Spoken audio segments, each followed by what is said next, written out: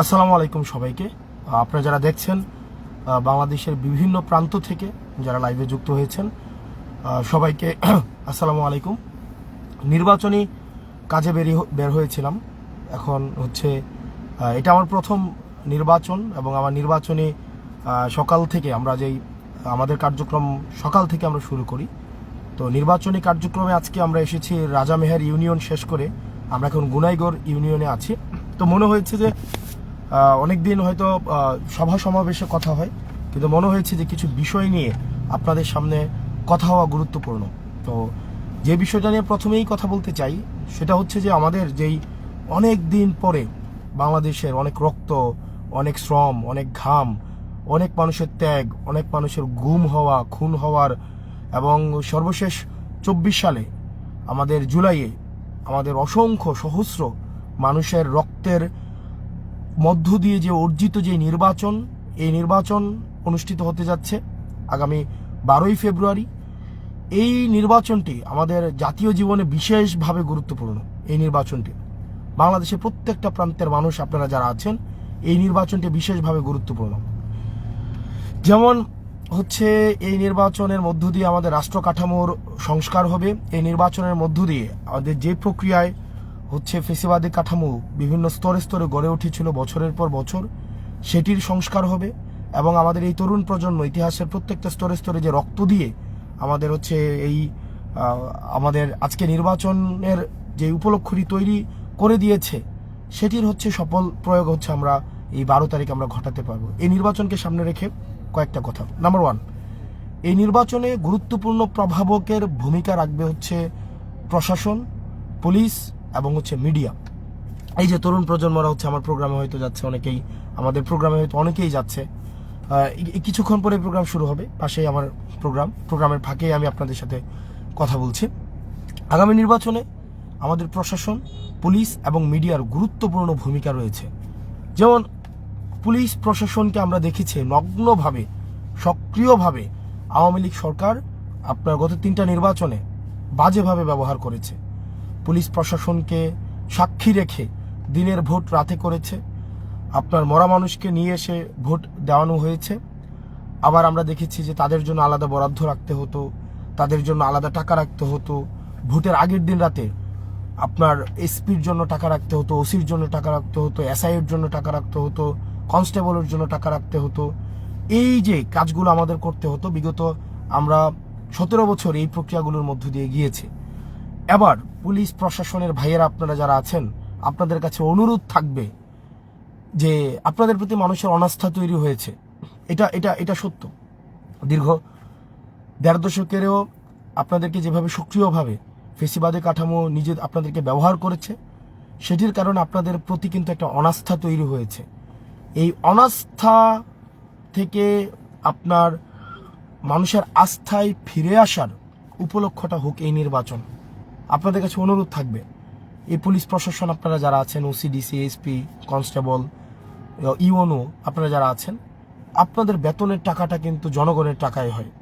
আপনি চাকরিটা পেয়েছেন নিজ যোগ্যতায়, নিজ মেধায়, রাষ্ট্রের অর্থে পড়াশোনা করে নিজের যোগ্যতা দিয়ে আপনারা হচ্ছেন চাকরি পেয়েছেন এবং আপনারা দেশের জন্য পরিশ্রম করে যাচ্ছেন।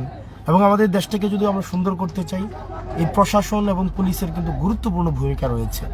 আমাদের একটা রাষ্ট্রের সবচেয়ে গুরুত্বপূর্ণ অংশগুলোর মধ্যে অন্যতম হচ্ছে পুলিশ প্রশাসন। আপনারা দেখেছেন রাজনৈতিকভাবে আপনাদেরকে গত 3টা নির্বাচনে কিভাবে ব্যবহার করে আপনাদেরকে জনবিচ্ছিন্ন করে ফেলা হয়েছে, যার কারণে হয়তো আপনারা রাজনৈতিক কিছু সবাই না, কিছু পুলিশ প্রশাসনের ভাইয়েরা হয়তো আপনারা রাজনৈতিক সহচর্য পেয়েছেন, রাজনৈতিক হয়তো পৃষ্ঠপোষকতা পেয়েছেন, কিন্তু আপনারা কিন্তু গণবিচ্ছিন্ন হয়েছেন, জনবিচ্ছিন্ন হয়েছেন। আপনাদের কাছে অনুরোধ থাকবে, আপনারা চাকরিটা নিজ যোগ্যতায় পেয়েছেন, আপনাদের দায়বদ্ধতা জনগণের কাছে, আপনাদের সন্তান আছে, আপনাদের পরিবার আছে। আমি আপনাদের কাছে করজোর অনুরোধ করব, এই প্রজন্মের 24 পরবর্তী বাংলাদেশের আপনাদের প্রতি অনেক প্রত্যাশা।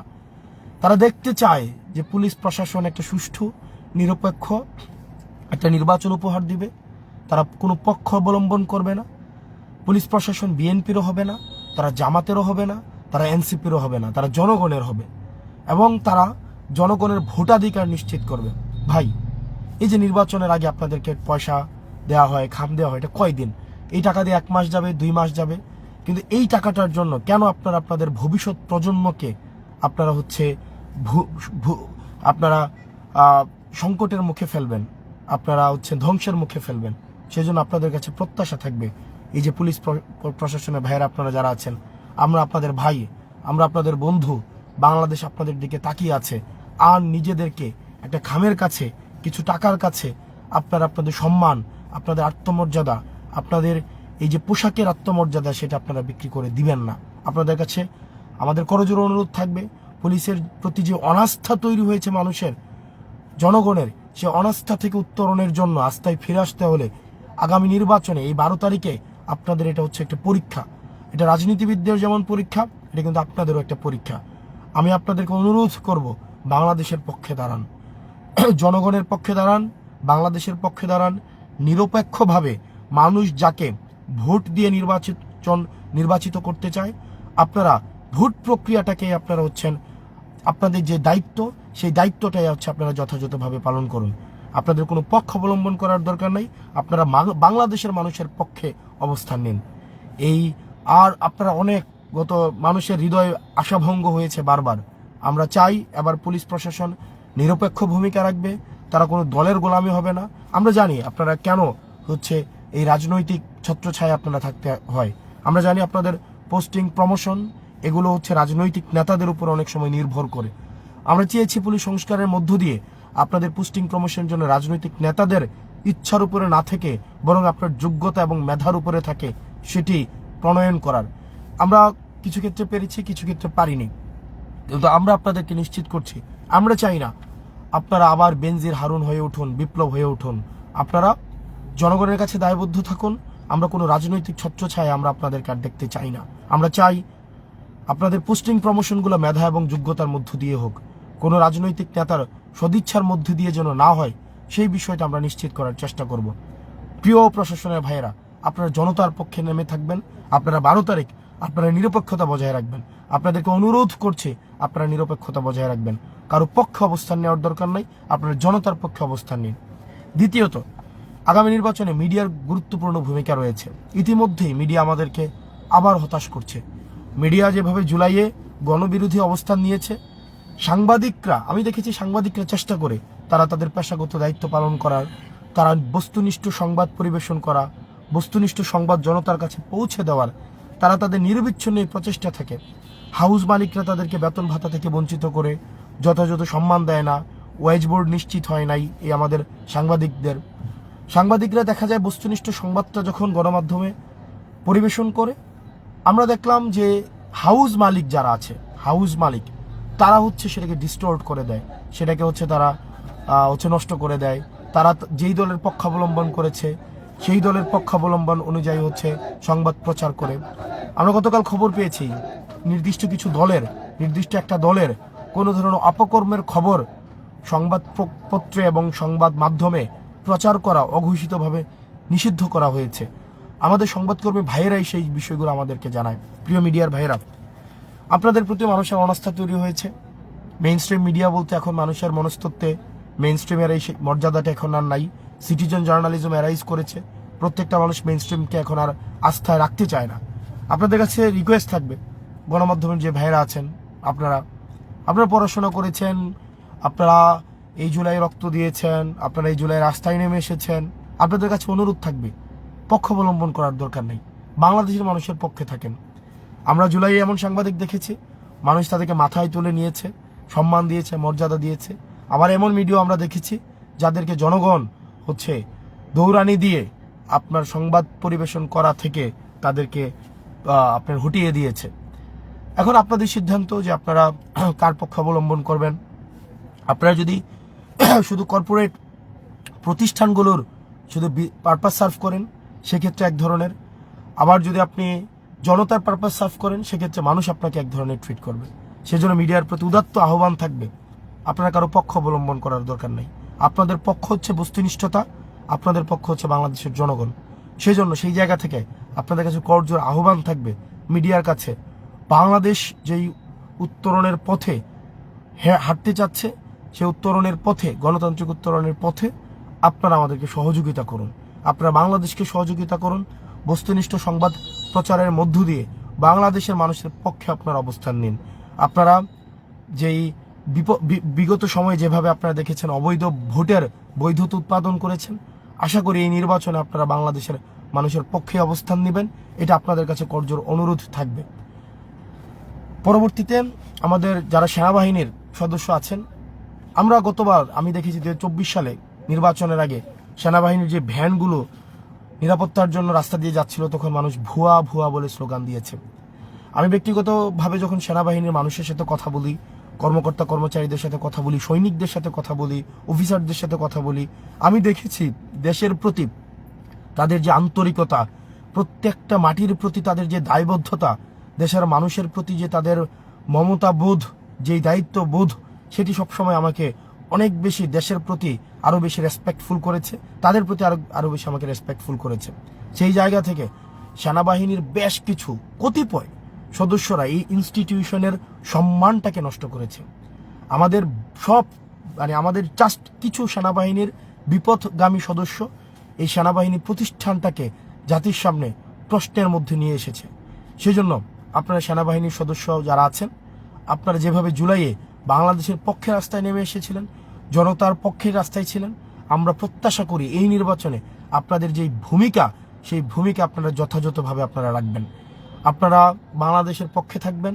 একটা সুষ্ঠু সুন্দর নিরপেক্ষ নির্বাচনের জন্য আপনারা যথাযথ আপনারা নিরপেক্ষ ভূমিকা রাখবেন। আপনাদের প্রতি মানুষের অনেক প্রত্যাশা, আপনাদের প্রতি এই যে একটা সাময়িক অনাস্থা তৈরি হয়েছে, মানুষ আপনাদেরকে আস্থায় নিতে চায়, আপনাদেরকে ভালোবাসতে চায়, ধারণ করতে চায়। এই বাংলাদেশ সেনাবাহিনীর যে পোশাকের যে একটা অরা আছে, যারা আমরা ডিফেন্সের না, আমরা এই সেনাবাহিনীর যে পোশাকটা, ডিফেন্সের যে পোশাকটা, সেটাকে আমরা একটা গভীর শ্রদ্ধার সাথে আমরা দেখি।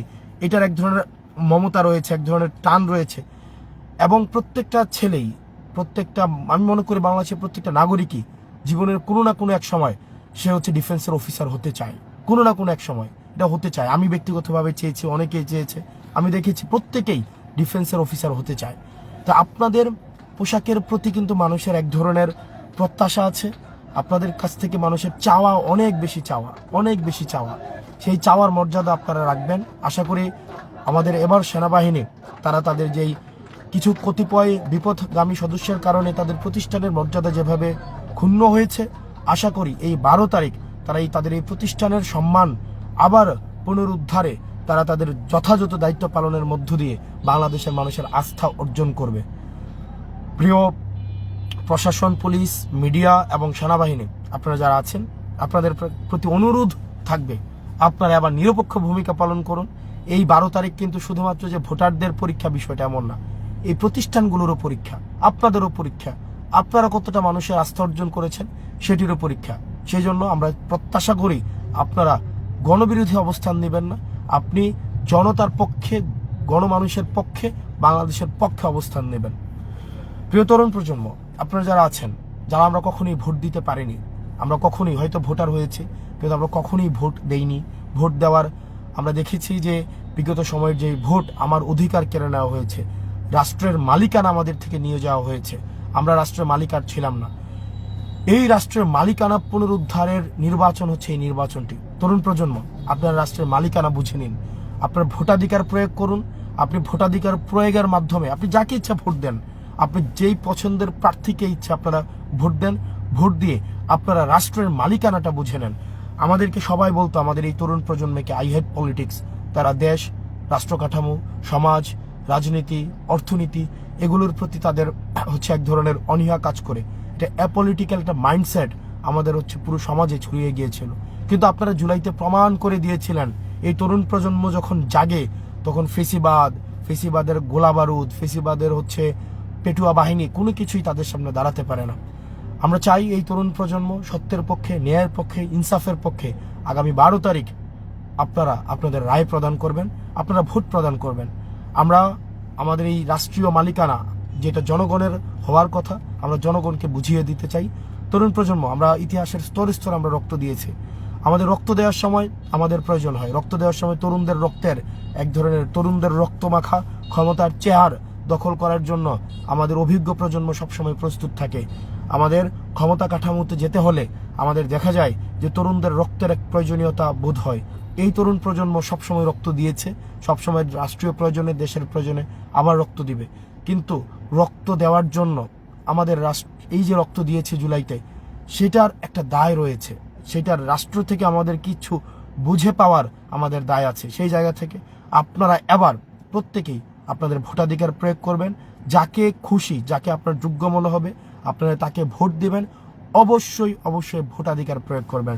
এবার নির্বাচনে তরুণ প্রজন্ম তাদের অনেকে আছে গত 3টা নির্বাচনে ভোট দিতে পারেনি, অনেকেই রয়েছে এই বছর প্রথম আপনি ভোটাধিকার প্রাপ্ত হয়েছেন। আপনারা সবাই আপনাদের ভোট প্রদান করে আপনার রাষ্ট্রের মালিকানা বুঝে নিন। এবং সর্বশেষ আমার অভিজ্ঞতা ব্যক্তিগতভাবে, আমি যেহেতু আমার 212টা গ্রাম, আমি 212টা গ্রামে আমি নিজে গিয়েছি। আমি অন্তত 300-র বেশি উঠান বৈঠক করেছি, 300-র বেশি উঠান বৈঠক করেছি। আমি গত আপনার 3-4 মাসের রাজনৈতিক নির্বাচন কেন্দ্রিক কার্যক্রমে আমি 300-র বেশি উঠান বৈঠক করেছি। আমি জনতার কাছে গিয়েছি, প্রত্যেকটা মানুষের কাছে যাওয়ার চেষ্টা করেছি। নারী, পুরুষ, কৃষক, শ্রমিক, শ্রমজীবী, পেশাজীবী, সরকারি চাকরিজীবী, প্রত্যেকটা মানুষ, আলেম, ওলামা, মাদ্রাসার শিক্ষার্থী, স্কুলের শিক্ষার্থী, কলেজের শিক্ষার্থী, প্রত্যেকটা স্তরের মানুষের কাছে আমি পৌঁছানোর চেষ্টা করেছি। তাদের প্রয়োজন, প্রত্যাশা আমি শোনার চেষ্টা করেছি। সমস্যাগুলি নিয়ে আমার গভীর অনুধাবন হয়েছে, সম্ভাবনা নিয়ে আমার বিশেষ এক ধরনের পর্যবেক্ষণ তৈরি হয়েছে সমস্যার আলোকে। প্রিয় দেবিদ্বারবাসী, আপনাদের কাছে আহ্বান থাকবে, আগামী 12 তারিখ দেবিদ্বারের মালিকানা আপনারা বুঝে নিন। ভোটাধিকার প্রয়োগের মাধ্যমে আপনার যেই হারানো যেই অধিকার ছিল সেটা আপনারা বুঝে নিন। এবং আমরা প্রত্যাশা করি দেবিদ্বারের মানুষ সৎ, যোগ্য, দক্ষ একজন মানুষকে তার ভোটাধিকার প্রয়োগ করবে। আমার মায়েরা, আমার তরুণ প্রজন্ম, অভিজ্ঞ, আমাদের সিভিল, আমাদের যারা সুপ্রিম সিটিজেন আছে, আমাদের যারা বিভিন্ন রাজনৈতিক দলের নেতৃবৃন্দ আছে, আমি বিশ্বাস করি আপনারা এবার দেবিদ্বারের প্রশ্ন ঐক্যবদ্ধ। আপনারা যাকে মনে করেন দেবিদ্বারের ইতিবাচক পরিবর্তন সম্ভব, আপনারা তাকেই আবার ভোট দিবেন, আপনারা ভোট প্রদান করবেন। আপনারা যে দলই হন না কেন, আপনি বিএনপির হতে পারেন, আপনি জামাতের হতে পারেন, এনসিপির হতে পারেন, খেলাফতে মজলিসের হতে পারেন, নেজাম ইসলাম, এলডিপি, আপনি যে কোনো দলেরই হন না কেন, দেবিদ্বারের প্রশ্নে, দেবিদ্বারের উন্নয়ন, দেবিদ্বারের প্রগতি, দেবিদ্বারের সমৃদ্ধির প্রশ্নে অবশ্যই অবশ্যই আমাদেরকে ঐক্যবদ্ধভাবে কাজ করে যেতে হবে। আমি আপনাদের কাছে আপনাদের সন্তান হিসাবে আমি রাস্তার অলিগলি হেঁটে গিয়েছি, প্রত্যেকটা গ্রামে গ্রামে গিয়েছি, প্রত্যেকটা বাড়িতে বসার চেষ্টা করেছি, মানুষের সমস্যার সমাধানের শোনার চেষ্টা করেছি, শিক্ষার্থীদের কাছে পৌঁছানোর চেষ্টা করেছি, শ্রমজীবী, পেশাজীবী মানুষের কাছে গিয়েছি। আপনাদের কাছে অনুরোধ থাকবে, এই 12 তারিখ আপনি আপনার ভোটাধিকার প্রয়োগের মাধ্যমে আপনি আমাকে সহায়তা করেন, আমাদের 11 দলীয় ঐক্যবদ্ধ জোটকে সহায়তা করেন। আমি যেন আপনার প্রতিনিধি হয়ে সংসদে আপনার অধিকার নিয়ে কথা বলতে পারি, বাংলাদেশ নিয়ে কথা বলতে পারি, সেই সুযোগটি আপনারা আমাকে করে দিবেন। আমি হেঁটে বেরিয়েছি সেই ইষ্টগ্রাম থেকে খাদগড় পর্যন্ত, খাদগড় থেকে ইষ্টগ্রাম পর্যন্ত প্রত্যেকটি গ্রামে ছুটে বেরিয়েছি। আমি ওদিক থেকে বরকামতা, সুলতানপুর, রাজামেহের, তারপর মোহনপুর, ধামতি, রাজামেহের, তারপর আপনার উত্তর গোনাইগড়, দক্ষিণ গোনাইগড়, পৌরসভা, জাফরগঞ্জ, রসুলপুর, বড়শালগড়, তারপর আপনার ইউসুফপুর, তারপর ফতেহাবাদ, সুবিল, প্রত্যেকটা জায়গায় আমি যাওয়ার চেষ্টা করেছি, প্রত্যেকটা মানুষের কাছে যাওয়ার চেষ্টা করেছি। খুব গভীর থেকে আপনাদের সমস্যার সমাধানের চেষ্টা শুনেছি, সমস্যাগুলো শুনেছি। আপনারা চেষ্টা করি আপনারা আমার এই পরিশ্রমের মূল্যায়ন আপনারা করবেন। বিশেষ করে দেবিদ্বারের মানুষের যেই ভালোবাসা আমি পেয়েছি, মানুষ আমাকে যেভাবে গ্রহণ করেছেন, অর্থ দিয়ে আমাকে যেভাবে গ্রহণ করেছেন। আমার অনেক বন্ধু আছে যারা আমার ছোট ভাই, বড় ভাই, চাকরি ছেড়ে দিয়ে আমার নির্বাচন করার জন্য আসছেন, চাকরি থেকে ছুটি নিয়ে। আমার অনেক বড় ভাই আছে যারা বিদেশ থেকে শুধুমাত্র নির্বাচন করার জন্য আসছে, হয়তো সে অন্য রাজনীতি করে, কেউ ব্যবসা থেকে ছুটি নিয়ে আমার নির্বাচন করার জন্য আসছে। আমি আপনাদের সবার প্রতি কৃতজ্ঞ। আপনারা যারা আছেন, যারা আমার জন্য, শুধুমাত্র শাপলাকলির জন্য, আমার স্কুলের ছোট ভাইরা, দেবিদ্বারের সব স্কুলের শিক্ষার্থীদের মধ্যে যেই স্বতঃস্ফূর্ত অংশগ্রহণ শুধু হাসনাত ভাইকে জেতানোর জন্য, আমি সেটার প্রতি অনেক বেশি কৃতজ্ঞ আপনাদের প্রতি। আপনারা 12 তারিখ আশা করি আমি আপনাদের মর্যাদা রাখতে পারবো। আপনারাও ভোটাধিকার প্রয়োগের মধ্য দিয়ে আপনাদের এতদিনের পরিশ্রমকে আপনারা সফল করবেন। আমি খাদগড় থেকে ইষ্টগ্রাম পর্যন্ত হেঁটে বেরিয়েছি, প্রত্যেকটি গ্রামে গ্রামে। আমি যেমন কাশারিখোলা লাইটটা গিয়েছি, ঠিক একইভাবে একদম শেষ মাথায় ইষ্টগ্রামের ওই বড়শালগড়, মন্ত্রীবাড়ির ওই গ্রামগুলা পর্যন্ত গিয়েছি। প্রত্যেকটা গ্রামে আমি আমার পদচিহ্ন আমি রেখে আসতে পেরেছি। এবং আমি আমার উপজেলায় আমার বড় হওয়া থেকে শুরু করে আমার গ্রাম, প্রত্যেকটা গ্রাম আমার গ্রাম হয়ে উঠেছে, দেবিদ্বারের প্রত্যেকটা পরিবার আমার পরিবার হয়ে উঠেছে। প্রত্যেকটা সে বিএনপি করে কিন্তু আমাকে বুকে টেনে নিয়েছে, আমাকে অর্থ দিয়ে সহায়তা করেছে। আমি আপনাদেরকে বলি, আমি যেই মনোনয়ন ফর্ম কিনতে যেই টাকাটা লাগে, এই টাকাটাও আমাকে এখানে সব রাজনৈতিক দলের মানুষ মিলে আমাকে টাকাটা দিয়েছে।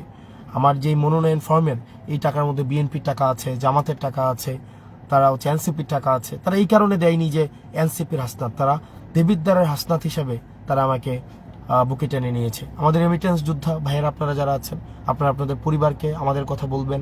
আপনাদের রেমিটেন্স যোদ্ধা প্রত্যেকটা মানুষের প্রতি আহ্বান থাকবে, আপনারা আপনাদের পরিবার রেখে অনেক দূরে আছেন। আপনারা ইতিমধ্যে আপনাদের ভোটাধিকার প্রয়োগ করেছেন। শাপলাকলির প্রতি আপনাদের যেই সমর্থন আমরা দেখেছি, সেটা আমাদের সারা জীবন মনে থাকবে। দেবিদ্বারের প্রতি সেই বিষয়গুলো আমাকে আরো বেশি দায়বদ্ধ করেছে। আপনাদেরকে আহ্বান জানাবো, আপনারা সবাই একসাথে চলেন আমরা দেবিদ্বারটা করি। এই সপ্তাহটাই সর্বশেষ, এই সপ্তাহটাই হচ্ছে সম্ভবত আপনার শেষ সপ্তাহ, যেই সপ্তাহে আপনার রাষ্ট্রপ্রধানকে নিয়ে বা রাষ্ট্র সরকার প্রধানকে নিয়ে আপনার কথা বলতে আপনার ভয় নাই। এই সপ্তাহটা হচ্ছে শেষ সপ্তাহ। একবার চিন্তা করেন তো, আপনি ইউনুসকে আপনি এটা বলতে পারবেন, এটা শুয়োর ইউনুস, এটা বলার জন্য আপনাকে দুইবার ভাবতে হয় না। ইউনুসকে আপনি যে কোনো গালি দিতে পারবেন, আপনার দুইবার ভাবতে হয় না। কিন্তু একই জিনিস আপনি দেখেন তো, যারা সরকার প্রধান হতে চাচ্ছে তাদের ক্ষেত্রে আপনি বলতে পারবেন কিনা। সম্ভবত এই সপ্তাহটাই আপনার শেষ সপ্তাহ, যেই সপ্তাহে আপনি যে কোনো কমেন্ট, যে কোনো আমাদেরকে গালাগালি করতে পারছেন, আমাদেরকে বন্যার টাকা নিয়ে হচ্ছে প্রশ্ন তুলতে পারছেন, অথচ যেই টাকার হিসাব গত 1.5 বছর আগে দেওয়া হয়েছে, ইউটিউবে সার্চ করলেই পাওয়া যায়। এবং এই যে বারবার করে আপনারা প্রশ্ন করতে পারছেন, এটা হয়তো এই সপ্তাহই আপনার শেষ সপ্তাহ। এবং যে কারো কমেন্ট বক্সে গিয়ে গালাগালি করতে পারছেন নির্বিঘ্নে, নির্ভয়ে, এবং আমাদেরকে যে আপনারা যেভাবে প্রশ্নের মধ্য দিয়ে জর্জরিত করেছেন আমাদেরকে, এই একটা পক্ষকে এই প্রশ্ন করাটা মনে হয় এই সপ্তাহই আপনাদের শেষ সপ্তাহ। কারণ এই সপ্তাহের পরে আপনারা আমাদেরকে প্রশ্ন করতে পারবেন, গালাগালিতে যারা করে তাদেরকে প্রশ্ন, আমাদেরকে গালাগালি করতে পারবেন। কিন্তু ভেবে দেখেন, যারা হচ্ছে আপনি সবাইকে প্রশ্ন করতে পারবেন কিনা, সবাইকে গালাগালি করতে পারবেন কিনা, এই জিনিসটা একটু ভেবে দেখেন। সেজন্য বাংলাদেশের মানুষ তার হচ্ছে প্রশ্ন করার স্বাধীনতা, দ্বিমত প্রকাশের স্বাধীনতার সর্বশেষ সপ্তাহ হচ্ছে এটি। এরপরে যেই দ্বিমত প্রকাশের স্বাধীনতা এবং গালাগালি করার স্বাধীনতা, সেটা হয়ে যাবে রাষ্ট্র যতটুকু চাইবে, যাকে চাইবে তাকে আপনি করতে পারবেন। তো সেই জায়গা থেকে আপনারা গত 1.5 বছর আমাকে যথেষ্ট গালাগালি করেছেন, প্রশ্ন করেছেন। প্রত্যেকটা প্রশ্নকে স্বাগত জানিয়েছি, প্রত্যেকটা গালাগালিকে গ্রহণ করেছি। কোনো প্রতিক্রিয়া, প্রতিহিংসা কখনোই কাউকে দেখাইনি, সেটি অব্যাহত থাকবে আমার জায়গা থেকে। প্রিয় বাংলাদেশবাসী, আপনারা বাংলাদেশের মালিকানা বুঝে নেন। একটা ইনসাফের রাষ্ট্র আপনারা তৈরি করুন, একটা বৈষম্যহীন বাংলাদেশ আপনারা তৈরি করুন। এই প্রজন্মের দায়ভার আপনাদের উপরে, দায়িত্ব আপনাদের উপরে। আমরা চলেন একটা বাংলাদেশ সুন্দরভাবে গড়ে তুলি, যেই বাংলাদেশটা আমাদের ইনসাফের হবে। আপনি বিএনপি করতে পারেন, আপনি জিয়ার আদর্শে বিশ্বাসী হতে পারেন, বেগম জিয়ার আদর্শে বিশ্বাসী হতে পারেন। আমি বিশ্বাস করি বেগম জিয়ার আদর্শে এটাই ইনসাফের আদর্শ। আমরা সবাই ইনসাফের আদর্শে রয়েছি। আমরা যারা ইনসাফের আদর্শে রয়েছি, চলেন আমরা একসাথে বাংলাদেশটাকে গড়ে তুলি। আসসালামু আলাইকুম রহমতুল্লাহ। সবাই ভালো থাকেন, সুস্থ থাকেন। একটা সুন্দর বাংলাদেশ আমাদের দেখা হবে। আসসালামু আলাইকুম রহমতুল্লাহ।